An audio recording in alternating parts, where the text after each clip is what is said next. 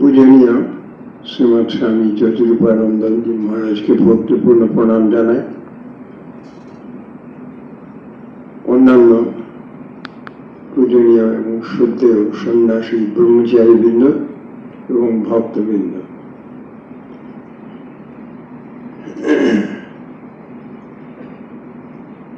कয়েকদিন आगे एक भद्र महिला दीक्षा निलेन। दीक्षार पर আমাকে বললেন তার মেয়ে আগে দীক্ষা নিয়েছিল, সে তাকে দীক্ষা নিতে বলেছিল। মেয়ে ডাক্তার ছিল। মৃত্যুর সময় বলল, মা দেখতে পাচ্ছ না, রাম এসেছেন, লক্ষ্মণ এসেছেন, সীতা এসেছে। বিজয়বাড়াতে এক উৎসবের সময় একটি বাচ্চা মেয়ে 9-10 বছরের হবে বললে ইংরেজিতে আমাকে এসে বলছে, তুমি আমাকে দীক্ষা দেবে? তার পেছনে তার মা ইংরেজিতে বললেন ওর দিদি দীক্ষা নিয়েছিল, কয়েকদিন আগে দেহত্যাগের আগে বলল মা এসেছেন আমাকে নিতে। কন্যার ব্যথা এবং সন্তানের মৃত্যুর প্রশান্তি মায়ের মুখে চোখে। এই চিত্র আঁকা সম্ভব নয়। তারা কোথায় গেলেন? রামচন্দ্রের লোকে না রামকৃষ্ণ লোকে?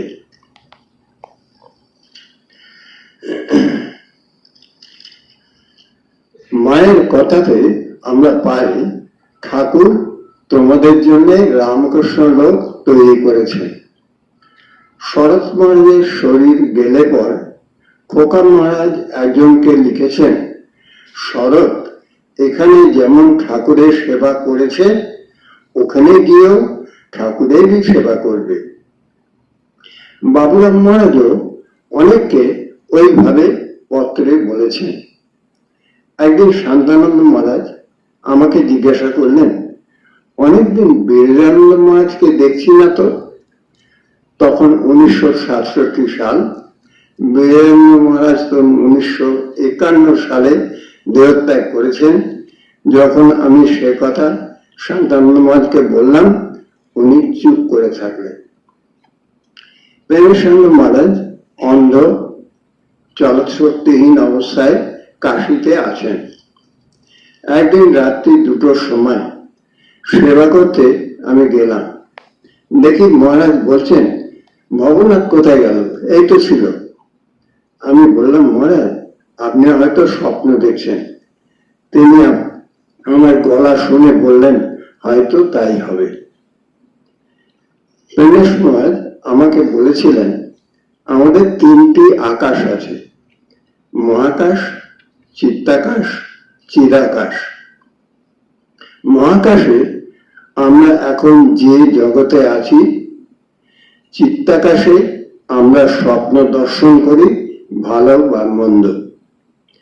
চিত্তাকাশের সাত্ত্বিক অবস্থায় দেবতার অনুভূতি হয়, তারপর চিদাকাশ চৈতন্যময় অবস্থা, যেগুলি ঠাকুরের ভাষায় বাহ্য দশা, অর্ধবাহ্য দশা আর চিদাকাশে অন্তর্দশা, তারপর নিরাকাশ, সেখানে দেখা দেখি নেই।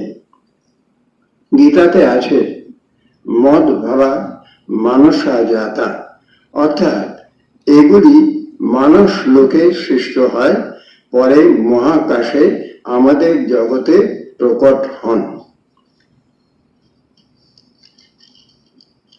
যেমন ঠাকুর বললেন জয়রামবাটিতে কুটো বাঁধা আছে মা সম্বন্ধে।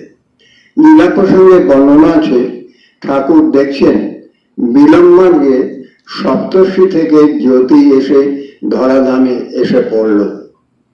অর্থাৎ মহামায়ার সৃষ্টি লীলাতে এসব ঘটনা ঘটবে ঠাকুরের একটু আগে থেকে দেখতে পেয়েছে।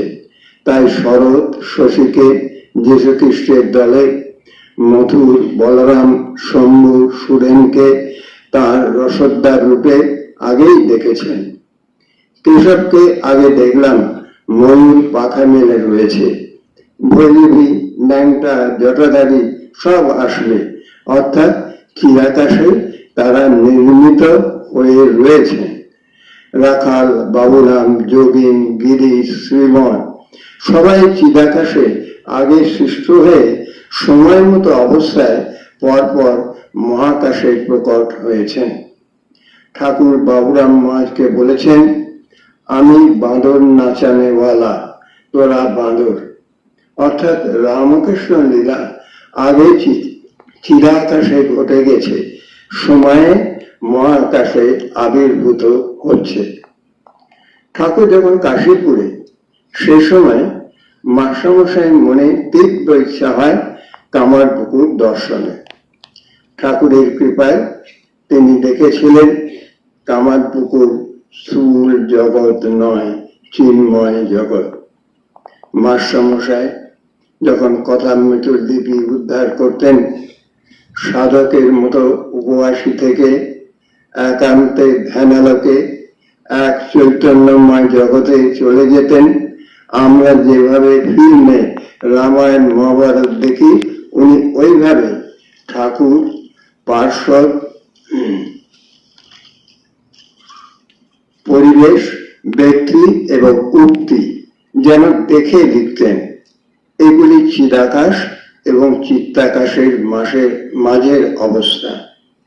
নাগ মহাশয়কে তার শেষকালে এক এক করে তীর্থের নাম বলছে, আর তিনি মানুষ লোকে সেই তীর্থ দর্শন করছেন। আমি একবার রমেশ মহারাজকে জিজ্ঞাসা করি, আপনার কি কামারপুকুর যাওয়ার ইচ্ছা হয় না? তিনি বললেন, চোখের সামনে সব দেখতে পায়, আমার দেখা কামারপুকুরের সঙ্গে বর্তমান কামারপুকুর মেলাতে চায় না। এছাড়া আরো আর এক রকমের চিদাকাশ মহাকাশে লীলা ঘটেছে। ঠাকুরের মহাসমাধির পর মা বালা খুলতে গেলেন। ঠাকুর সামনে এসে বাধা দিলেন এবং কথাও বললেন। মায়ের সারা জীবন দেখা যায়, যখনই তিনি চেয়েছেন ঠাকুর দেখা দিয়েছেন, নির্দেশ দিয়েছেন, কখনো সাক্ষাতে, কখনো ইঙ্গিতে। আবার না চাইতো তিনি দর্শন দিয়ে নির্দেশ দিয়ে যাচ্ছেন। মায়ের কাছে এই জগৎ আর রামকৃষ্ণ লোক, এ ঘর আর ও ঘর। স্বামীজিরও কিছুটা সেই রকম। মা বলেছেন, নরেন যখন আমেরিকায়, তখন ঠাকুর তাকে হাতে ধরেছিলেন। স্বামীজির জীবনে বহু ঘটনা ঘটেছে, যাতে বেশ বোঝা যায় তিনি এক অদৃশ্য হস্তের সঙ্গে অঙ্গীভূত। তিনি নিজেও বলেছেন, আমি কোনো সিদ্ধান্ত নিই না যদি না উপর থেকে নির্দেশ আসে। স্বামীজি মহাসমাধির পর শশী মহারাজকে গিয়ে বললেন, শশী, এই শরীরটা থু করে ফেলে দিয়ে এসেছি। স্বামীজি কোন লোক থেকে শশী মহারাজের কাছে গেলেন। 1920-তে যখন মায়ের মহাসমাধি হয়, পৃথিবীর কত স্থানের কত লোক মায়ের চিন্ময় দেহ দর্শন করেছেন। অর্থাৎ যেমন টিভিতে স্যাটেলাইটের মাধ্যমে দর্শন হয়, মাও তখন চিদাকাশ ও চিত্তাকাশের মধ্যে থাকায় উপযুক্ত সাধক মন্ডলীর চিত্তাকাশে তার রিফ্লেকশন পড়েছিল। রাজা মহারাজের ভাব, সমাধি, দর্শন, অনুভূতি, প্রবাদ বাক্য। তিনিও মধ্যে মধ্যে ঠাকুরের, শ্রীকৃষ্ণের, যিশুর প্রভৃতি দর্শন ও অনুভূতির স্বাদ পেতেন। কখনো কখনো কমিউনিকেটও করতেন। তাঁর দেহত্যাগকালে তার অলৌকিক কৃষ্ণ সখা সত্তা পড়ে আমরা বুঝি রামকৃষ্ণ লোক কাকে বলে। রাজা মহারাজের দেহত্যাগ হলে শরৎ মহারাজ শুদ্ধানন্দ প্রভৃতিকে বলেন, এতদিন রাজা ছিল, তিনি সত্যের সঙ্গে এক হয়ে থাকতেন, তাই তিনি যা বলতেন আমরা মেনে নিতাম। এখন তিনি নেই, তাই আমরা যা বলবো বিচার করে নেবে, শুধু মেনে নেবে না। মায়ের কথাতে আসে, ঠাকুর বাস্তব জগতে এসে তেজচন্দ্রকে বিপদ থেকে উদ্ধার করেছিলেন। বাবুরাম মহারাজ যখন মঠ ছেড়ে যাবার উপক্রম করেছেন, ঠাকুর গলায় গামছা ধরে ফিরিয়ে এনেছেন। তাছাড়া বাবুরাম মহারাজের মধ্যে শ্রীরাধিকার অংশ থাকায় বৃন্দাবনে গোপীরা তাকে অতি আপনজন মনে করত। শরৎ শশীকে যীশু খ্রিস্টের তলে দেখেছিলেন। কথামৃতে বিশদ বর্ণনা আছে কারা কারা অন্তরঙ্গ, কারা কারা বহিরঙ্গ। আমরা এবার রামকৃষ্ণ লোকের আরেকটি অধ্যায় সম্পর্কে আলোচনা করব।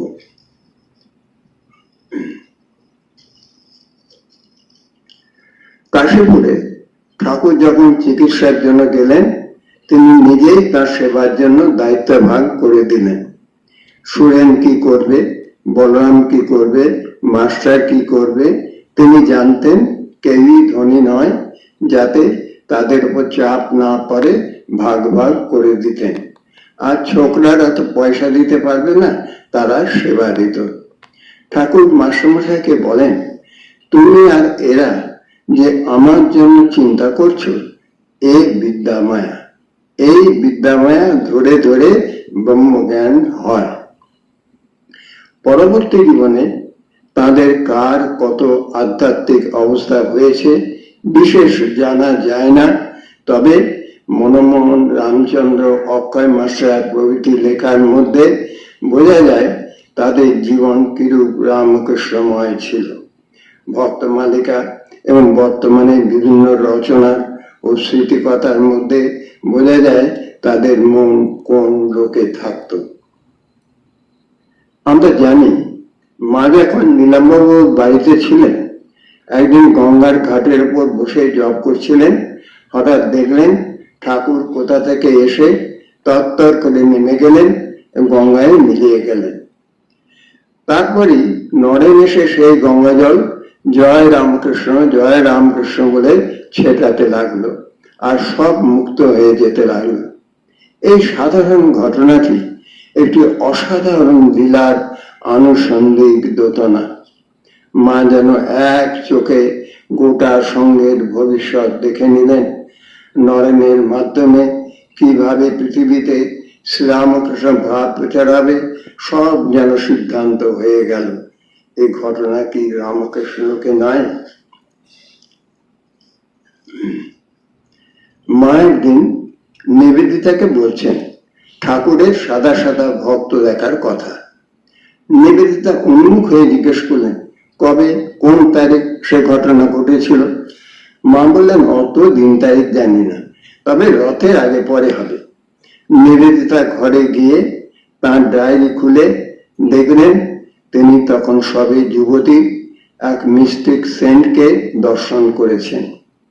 রামকৃষ্ণ লোকে মার্গারেট নোবেলকে তিনি নিবেদিতা করার প্রক্রিয়া শুরু করে দিয়েছেন। লরা গ্লেন অভেদানন্দ পরমানন্দকে দেখার আগেই দর্শন করেন এক ইন্ডিয়ান সেন্ট তার কাঁধের ওপর দু পায়ে দাঁড়িয়ে আছেন। এসব ঘটনা কি রামকৃষ্ণকে ঘটেনি? আমরা জানি সারা বুল, ম্যাকলাউড, নিবেদিতা যৌথ উদ্যোগে মায়ের প্রথম ফটো তোলা হয়। ম্যাকলাউড তার কাছে কয়েকটি অতিরিক্ত কপি করিয়ে রাখেন। পরে আমেরিকা গেলে পর এলেন ওয়াল্ডোকে একটি কপি প্রেজেন্ট করেন। ওয়াল্ডো স্বামীজির ইন্সপায়ার টক্স নোট রাখতেন এবং স্বামী রাজ্য ডিকটেট করে যেতেন আর ওয়াল্ডো সেগুলি নোট করে নিতেন। তাই তার জন্য ম্যাকলাউড একটি মায়ের ছবি নিয়ে গিয়েছিলেন। মায়ের প্রথম ছবি তো তোলা হলো এদের উদ্যোগে, কিন্তু যখন ওয়াল্ডোকে ছবি দিলেন তিনি বললেন, আমি তো একে আগেই এইভাবেই দেখেছি। মানসা যাতা, অর্থাৎ রামকৃষ্ণ লোকে কি ঘটবে তা আগেই ঘটে গেছে, এখন কেবল শুদ্ধ চিত্তে প্রকাশিত হচ্ছে। প্রসঙ্গক্রমে গোপালের মা, গোলাপ মা, যোগিন মা, গৌরী মা, নিবেদিতা, সেরিয়া দম্পতি, মুলার, অলিভুড, ম্যাকলাউড, গুডউইন, হেল্প পরিবার, আলাসিঙ্গা আয়েঙ্গার প্রভৃতিকে উল্লেখ করতেই হয়। তাদের অনেকেই ঠাকুর, মা, স্বামীজিকে ভাবে বা স্বপ্নে দর্শন করেছেন। অনেকেরই রামকৃষ্ণ মণ্ডলে আসার আগেই অনুভূতি হয়েছিল, সেইগুলি রামকৃষ্ণ লোকে আগেই সৃষ্ট হয়ে গিয়েছিল। গোপালা মায়ের যে অনুভূতির বর্ণনা রয়েছে তাকে গোপাল লোক ছাড়া কি বলবো। ঠাকুর, মা, স্বামীজি এবং সাক্ষাৎ শিষ্যগণ যে অবতার লীলা সহায়ক, তাদের পক্ষে এই উচ্চলোকে থাকা সম্ভব। তাদের পরেও কি রামকৃষ্ণ লোকের লীলা সম্ভব?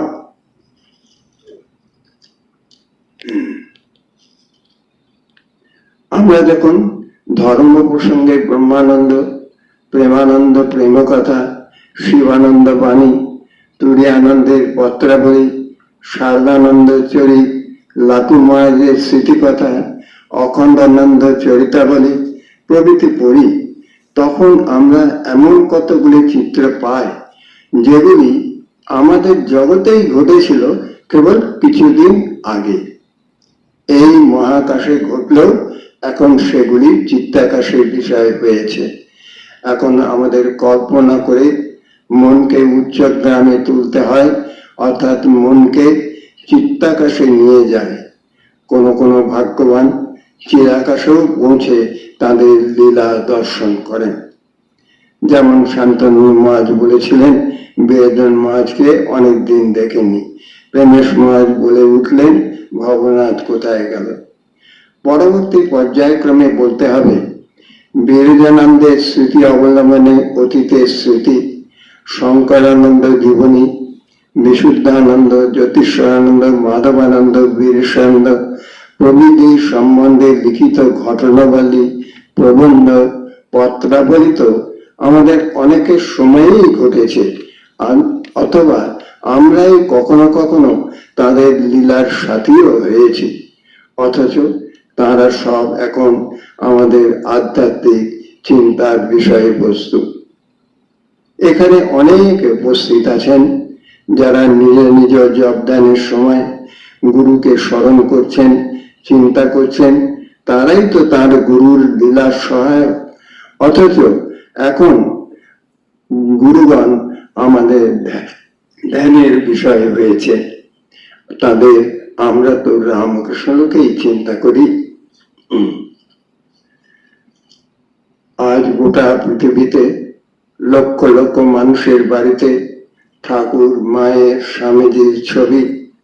Fiji, New Zealand, Australia, Africa, Japan, Russia থেকে Bangladesh, Lanka, Mauritius, France, Germany, London, Ireland, America, Brazil, Argentina সহ কত দেশে আমাদের আশ্রম, ভক্তগণ পরিচালিত কত পাঠচক্র, পৃথিবীতে কত দীক্ষাপ্রাপ্ত ছাত্র, শিক্ষক, অভিভাবক, সকলকে ভাবলে আমরা স্তম্ভিত হয়ে যাই। কত জায়গায় খণ্ডন গাওয়া হচ্ছে, কত জায়গায় তাদের নাম জপ হচ্ছে, কত জায়গায় তাদের নামে উৎসব হচ্ছে। মানুষের মন জাগতিক ক্রিয়াকলাপের ঊর্ধ্বে উঠে কোন মানুষ লোকে থাকে, এটা কি রামকৃষ্ণ লোক নয়?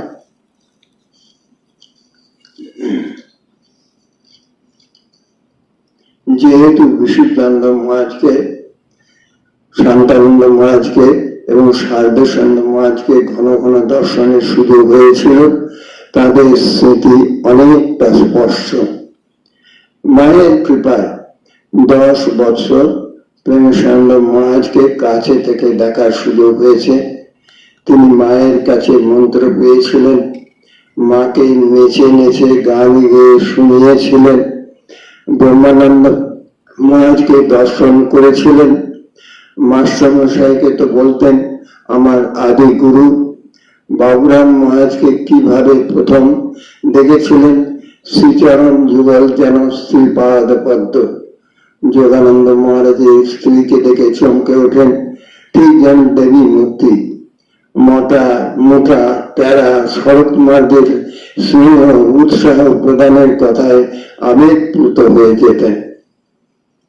অবদানন্দ মহারাজকে স্বামীজির এসব ভুবনা পাবন নারায়ণ গান শোনালে তিনি আবেগে জড়িয়ে ধরেন। মহাপুরুষ মহারাজ তার অরূপসারে গান শুনে বলেন, না দেখে এই গান লেখা যায় না। রাজা মহারাজ বলেন, এতে এপার ওপারের যুগের কথা আছে। যখন প্রেমেশানন্দ ইন্দ্রলাল ভট্টাচার্য ছিলেন, সেই সময় বর্মন মহারাজের দেবত্যাগের পর তিনি একটি অখণ্ড মহারাজকে পত্র লেখেন। অখণ্ড মহারাজ সেই পত্রটি পড়ে আবেগপ্লুত হয়ে প্রেমেশানন্দ মহারাজকে লেখেন, আমাদের ভেতরের কথা আপনি জানলেন কিভাবে? প্রায় দেখতাম রাত্রে টর্চের মৃদু আলোতে সকলের অলক্ষ্যে মায়ের পা মেলা ছবিতে মার পা দুটি দেখে চোখ বুঝে থাকতেন। একদিন জিজ্ঞেস করলাম, কি দেখছেন ওরম করে? বললেন, আরে বুড়ি পা দুটো দেখছি। রামদাদা, অক্ষয় মাস্টার, গিরিশ বাবুর কথা বলতে বলতে মেতে উঠতেন। তখন তিনি কোন লোকে থাকতেন, এছাড়া আর কাকে রামকৃষ্ণ বলে। আজ যখন তার স্মৃতিচারণ করছি, আমিও মানস রানে তার বলার ভঙ্গি, ছবি, আবেগ যেন চোখের সামনে দেখতে পাচ্ছি। আমি সারগাছিতে যখন 17 বছর বয়স, তখন একদিন প্রথম যাই, গিয়ে মে মাসে গরমে মাঠে দুটি ইজি চেয়ারে প্রেমেশ মহারাজ এবং বিশুদ্ধানন্দ মহারাজকে বসে থাকতে দেখি। তখন বিশুদ্ধানন্দ মহারাজ বলছেন প্রেমেশ মহারাজকে, পেরেছেন শঙ্কর বলতে? চোখ বুঝলে তিনি আছেন আর চোখ চাইলে তিনি নেই। আবার বলছেন, দেখো ঠাকুরকে অবতার বর্ষ কে বলল? তুমি বললে না আমি বললাম? স্বয়ং মহাদেব স্বামীজি। সেই সঙ্গে মনে ভেসে ওঠে প্রেমেশানন্দ মহারাজ ও মাধবানন্দ মহারাজের কথাবার্তা, প্রেমেশানন্দ মহারাজ ও বীরসানন্দ মহারাজের মধুর আলাপ।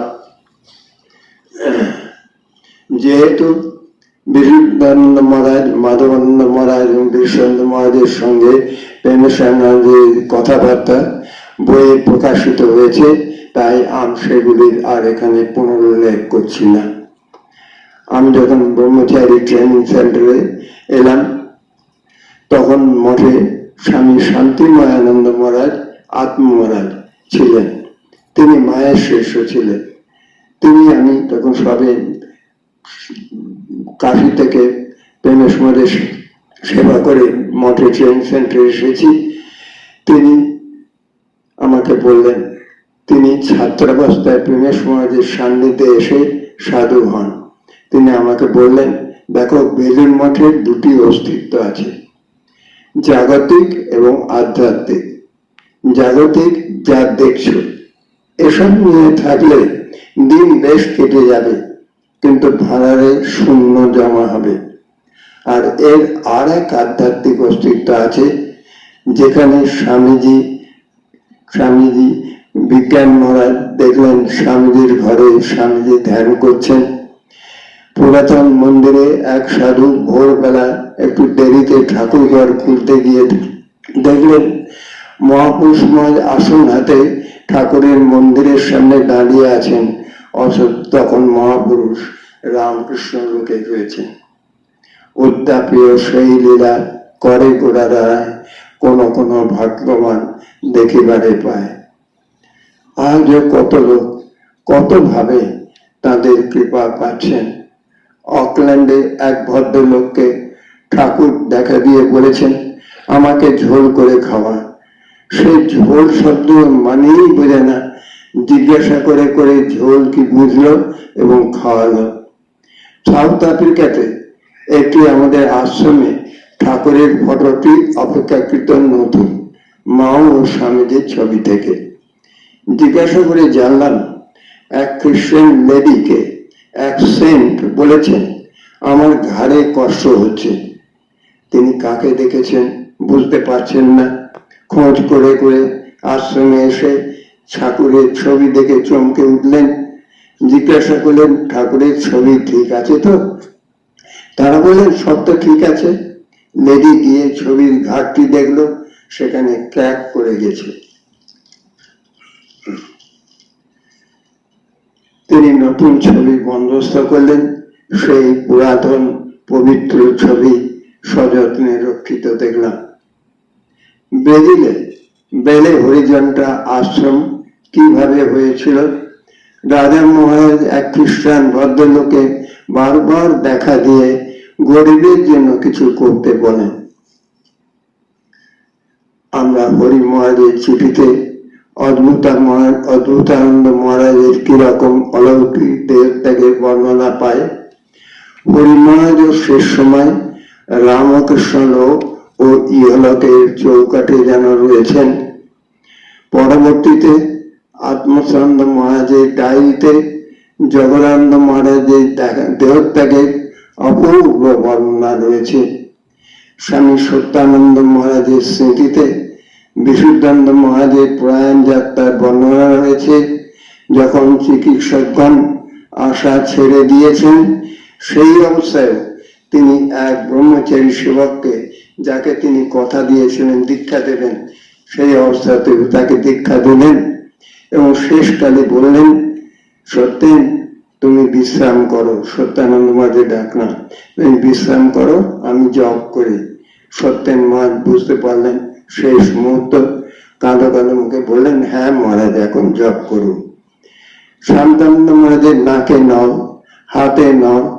পবিত্র চক্রবর্তীকে বলছেন, আমি কিন্তু ভালো আছি।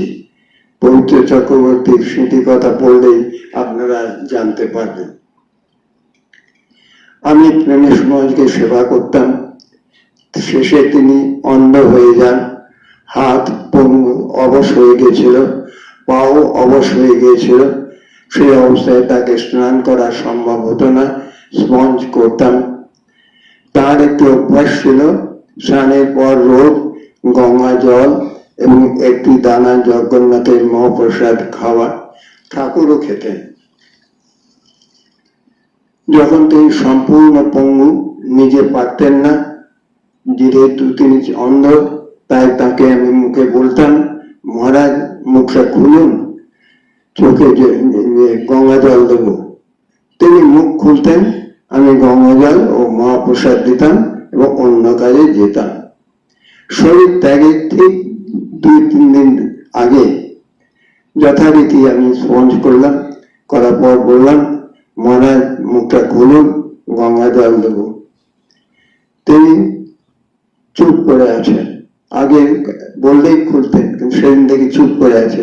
ভাবলাম শুনতে পাননি, ভেবে আর একটু জোরে বললাম, তখনও চুপ করে আছে। তৃতীয়বার যখন বললাম, তখন বলছে, তুমি কি বলছো? আমি বললাম, মা মুখটা খুলবেন না, গঙ্গা জল দেবো না। বলে, গঙ্গা জল? আমার তো আর গঙ্গা জল দরকার নেই। তুমি জানো না মা আমাকে কি দিয়েছেন? মা আমাকে রামকৃষ্ণ নাম দিয়েছেন। আমরা ধন্য, ঠাকুর, মা, স্বামীজি দয়া করে আমাদের তাদের পদতলে আশ্রয় দিয়েছে।